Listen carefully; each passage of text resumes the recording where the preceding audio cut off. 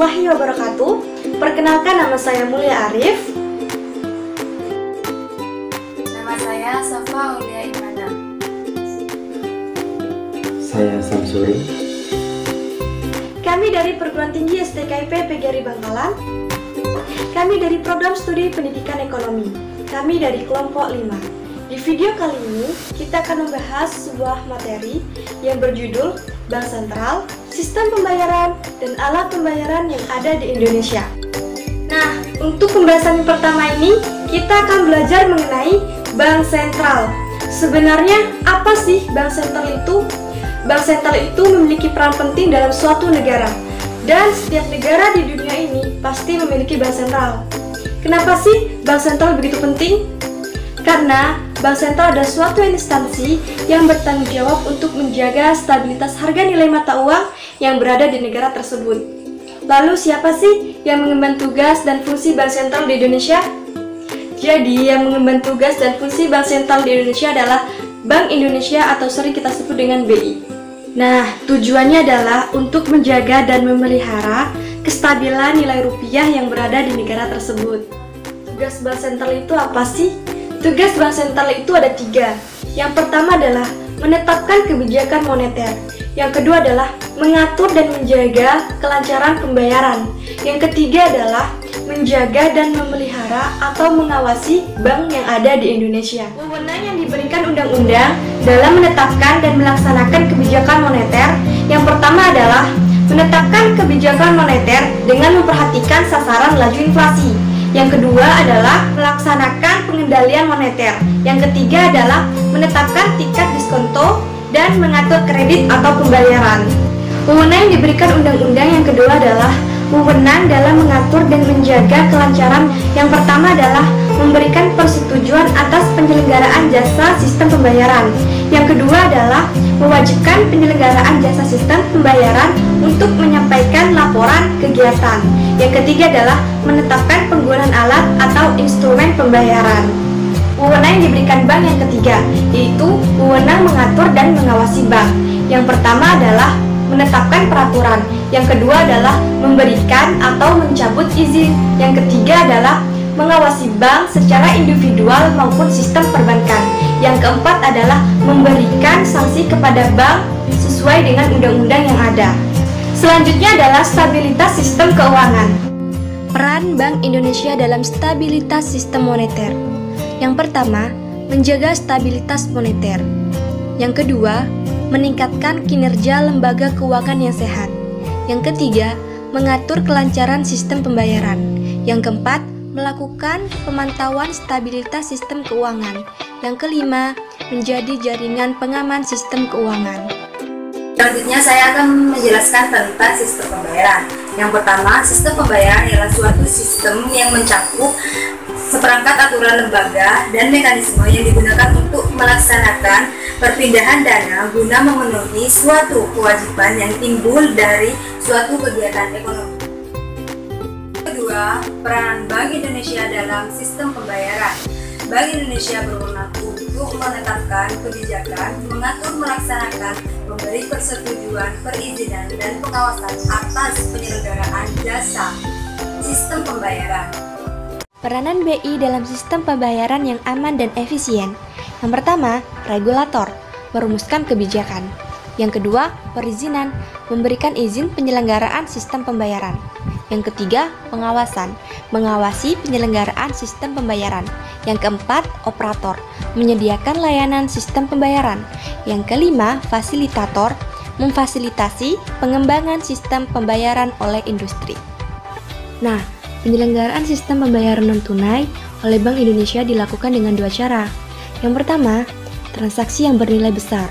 Transaksi ini diselenggarakan dengan menggunakan perangkat Bank Indonesia, Real-Time Gross Settlement, dan Bank Indonesia, Scribe-less Security Settlement System. Yang kedua, transaksi yang bernilai kecil. Transaksi ini diselenggarakan dengan menggunakan sistem clearing nasional Bank Indonesia. Lalu, kita akan membahas tentang sejarah uang. Nah, di sini saya akan menjelaskan tentang alat pembayaran tunai.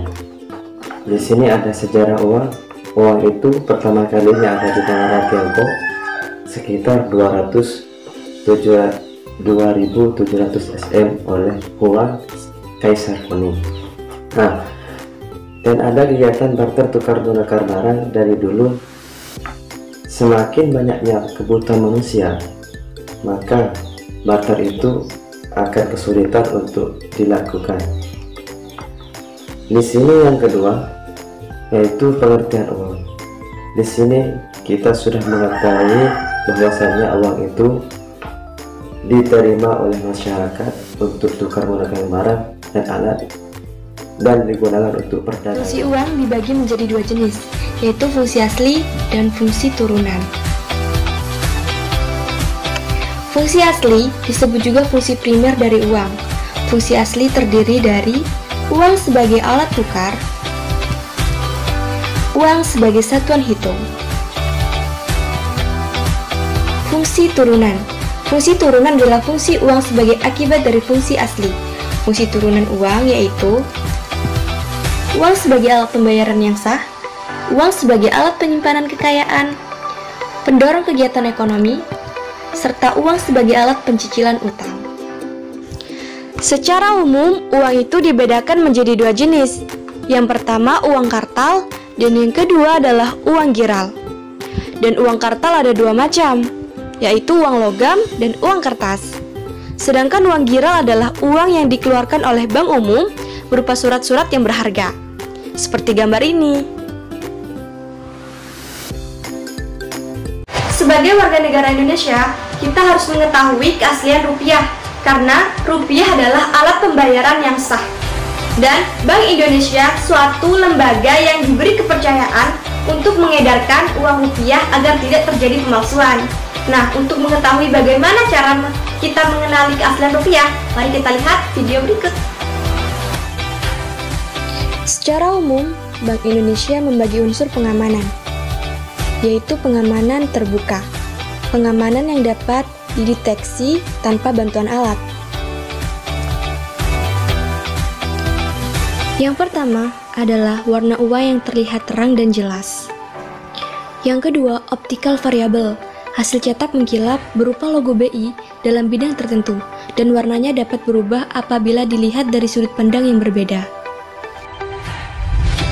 Rainbow printing, yaitu cetak pelangi dalam bidang tertentu yang akan berubah warna apabila dilihat dari sudut pandang yang berbeda.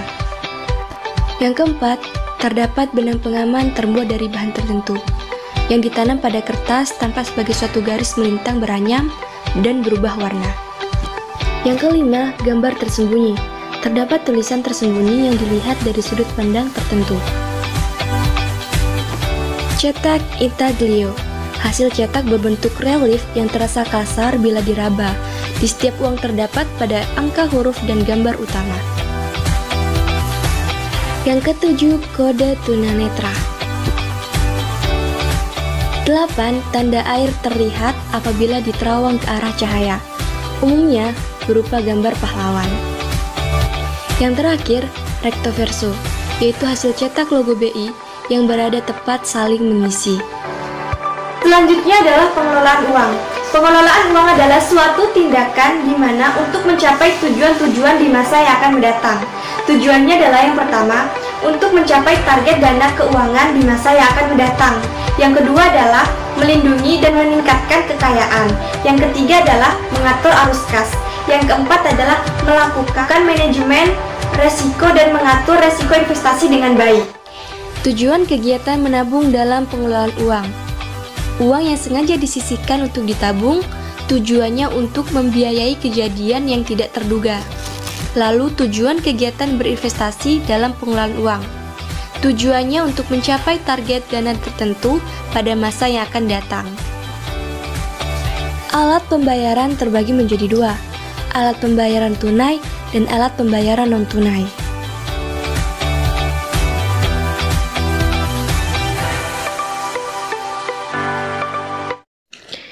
Yang pertama yaitu alat pembayaran tunai, merupakan alat pembayaran yang paling konvensional, yang terdiri dari uang kertas dan uang logam.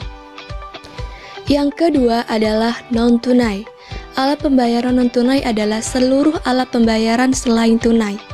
Alat pembayaran non-tunai atau bisa disebut dengan uang giral bisa digunakan untuk melakukan pembayaran transaksi berjumlah besar, sehingga lebih efisien dibandingkan pembayaran dengan uang kartal. Dan yang berhak menerbitkan uang giral adalah seluruh bank umum kecuali Bank Indonesia. Mekanisme alat pembayaran non-tunai ini menggunakan sistem clearing di Bank Indonesia. Alat pembayaran non-tunai terbagi menjadi dua. Yang pertama, paper base. Yang kedua, electronic base. Nah, paper base merupakan sistem pembayaran yang berbasis warkat yang sudah dikenal luas baik untuk pembayaran luar negeri maupun di dalam negeri, yang terdiri dari cek, billet giro, dan nota debit. Nah, cek merupakan suatu perintah kepada bank untuk membayarkan sejumlah dana. Yang kedua, billet giro.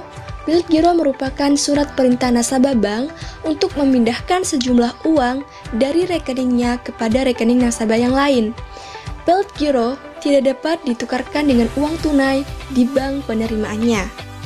Selanjutnya adalah electronic base, yaitu transfer dana secara elektronik, yang terdiri dari kartu ATM atau debit, kartu kredit, dan uang elektronik.